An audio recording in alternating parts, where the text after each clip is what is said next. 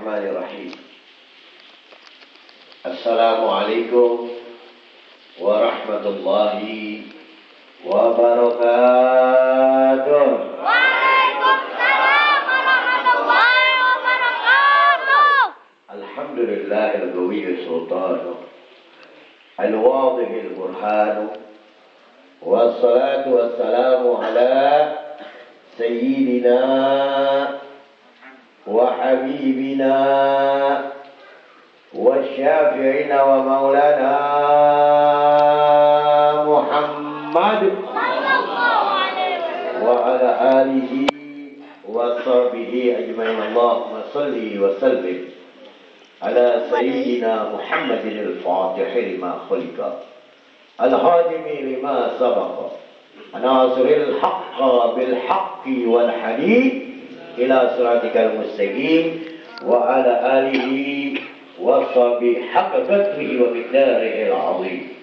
Allahumma arina min zulumatil wahyi wa amrimna bi nuril fahmi wa aftah alaina bil ma'rifatil ilmi wa hasin halakana bil hilmi wa sahil lana abwaab fadlika wansur alaina min hajari rahmatika ya arhamar rahimin.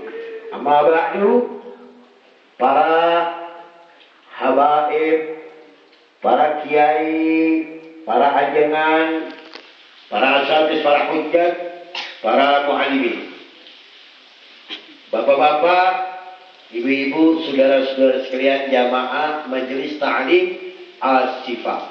Betul?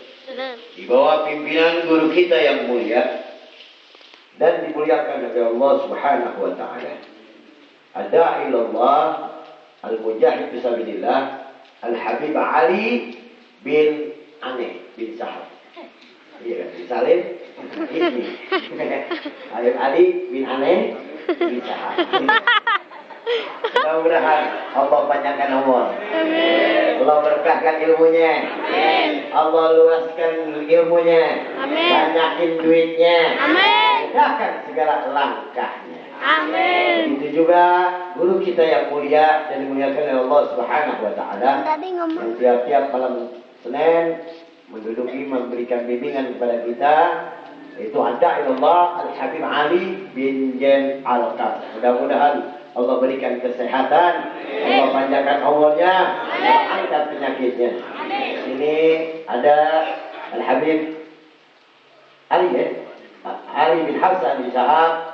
Ada Habib Abu Bakar Baharun, Habib Muhammad Al-Habsyi, Habib Ahmad bin Hamid Aidi, Habib Metal Habib. Mudah-mudahan para habaib kita diberikan panjang umur oleh Allah Subhanahu wa taala. Wabil terkhusus penghormatan yang disampaikan kepada orang tua kita, Khalifah daripada Al-Habib Abdullah bin Muhsin Al-Attas Karamat Empang Bogor, Sayyidil Walid Al-Habib Husain bin Abdul Qadir Al-Attas yang alias dipanggil Habib Husain. Nih tua-tua nyontoin nama kita. Nih contoh nih, udah CB lagi sakit pakai coklat nanti. Tuh paling tua sekarang Habib dari Bogor, betul gak? Masa kita yang muda regut. Contoh nih dari Bogor kemari hujan-hujan redek kabur.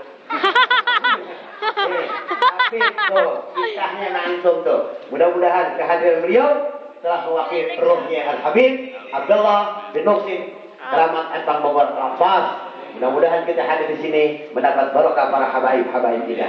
Para kiai-kiai kita yang ada di sini yang saya nggak sebutin satu persatu namanya, namun demi Allah tidak mengurangi rasa hormat dan takdim saya kepada beliau-beliau. Mudah-mudahan senantiasa para ulama-ulama di daerah Bogor diberikan keistiqomahan di tarekat ahli sunnah wal jamaah. Saudara, tadi kita sudah dengarkan beberapa tausiah Wahidul Hasanah yang disampaikan oleh para kiai-kiai kita, ajangan kita, guru-guru kita. Mudah-mudahan dengan berkah selawat yang disampaikan oleh para ulama-ulama kita, semakin cinta kita membaca selawat kepada Nabi kita Muhammad Sallallahu Alaihi Wasallam. Kalau bicara selawat saudara, berkahnya Masya Allah. Waktu saya ngaji kepada Kiai Haji Ahmad Junaidi, Betawi, yang tinggal di Menteng Atas. Saya kebetulan ngaji sama Habib Abdurrahman bin Ahmad bin Abdul As-Segar. Dan saya mukim di situ. Kalau ada waktu siang sampai sore, saya kan nggak ke madrasah, saya ngaji, cari guru-guru Betawi di situ. Nggak malu, biar Habib boleh belajar sama siapa aja, betul nggak Habib? Akhirnya saya ngaji sama Kiai Haji Ahmad Junaidi. Pada saat saya baca kitab, bukan kitab gundul, kitabnya gondrong. Dia bilang Habib, Wan Habib, dipanggil kita. Waktu itu saya sama almarhum Habib Alwi, Al-Haddad Palembang, satu mungkin sama saya. Didampingi sama Habib Muhammad bin Ahmad Al-Attas, dipanggil Habib Atos. Nah, saya datang bertiga ngaji. Saya tanya, Abah, kitab apa yang bisa saya baca di depan Abah? Sudah Habib, jangan yang tinggi-tinggi. Habib, baca kitab Babul Minah. Waduh, dia bilang jangan begitu Ustaz deh. Ya terserah Habib dah. Bagaimana kalau ada bul insan? Ya boleh juga deh. Sama satu lagi fikihnya. Apa lagi apa? Baca Fathul Gharib. Dia bilang jangan, Anda udah ngaji Fathul Gharib sama Mahir Abdul Rahman. Habis, udahlah. Irsalul Anam. Nah, cakep nih kata ini. Pada saat Anda baca kitab itu, datanglah tamu seorang wanita. Umurnya kurang lebih ada kita ya 60 apa 70. Ya kan ibu. Datang, saya duduk di karpet, ibu-ibu itu dengan didampingi anak dan menantunya bawa botol gini. Assalamualaikum Kiai, Ustaz, apa? Silakan duduk. Ini kita lagi ngaji, kita stop. Dia bilang, stop dulu. Ini ada yang lebih penting. Sudah. Ada apa ibu? Begini Kiai, Abah, Ustaz. Saya punya suami. Udah 4 minggu nggak mau makan. Nggak mau makan.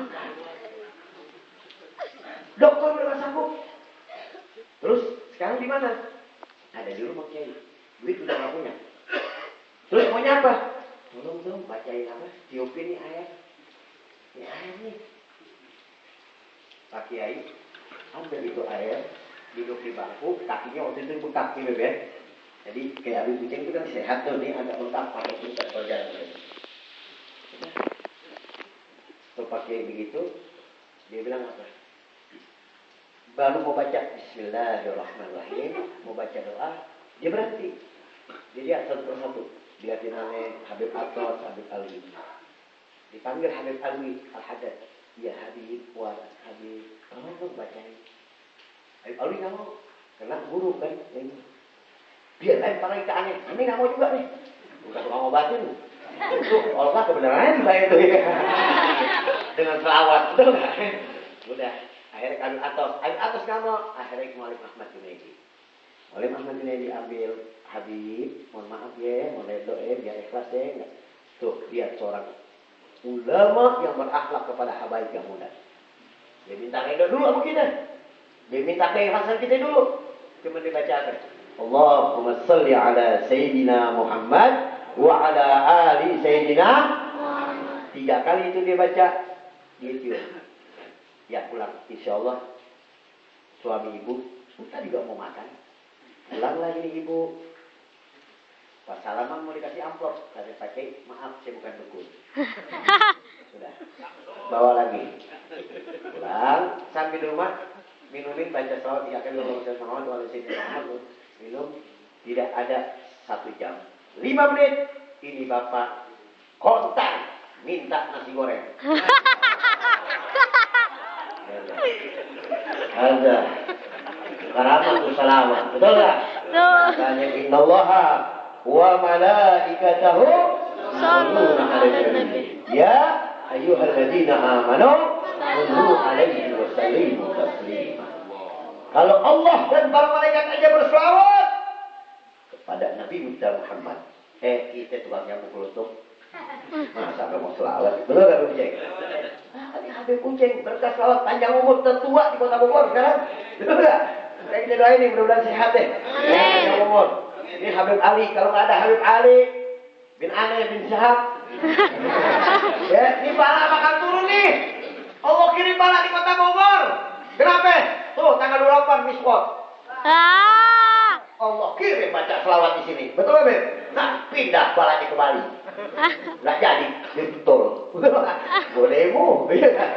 Oh, lihat tuh, berkah membaca selawat. Nah, jangan pernah tinggalin majelis semacam ini.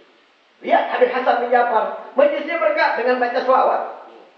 Lihat Habib Munjir bin Fuad al-Musawa yang meninggal jam 15.30 tadi, berkah selawat. Beliau bahkan pernah 2 tahun yang lalu diumumkan, disebarkan meninggal. Tapi beliau masih banyak umur, kena berkah majelis selawat. Jangan pernah kita tinggal dan membid'ah-bid'ahkan membaca selawat. Itu satu. Satu lagi saudara, masih mau dengar? Mau.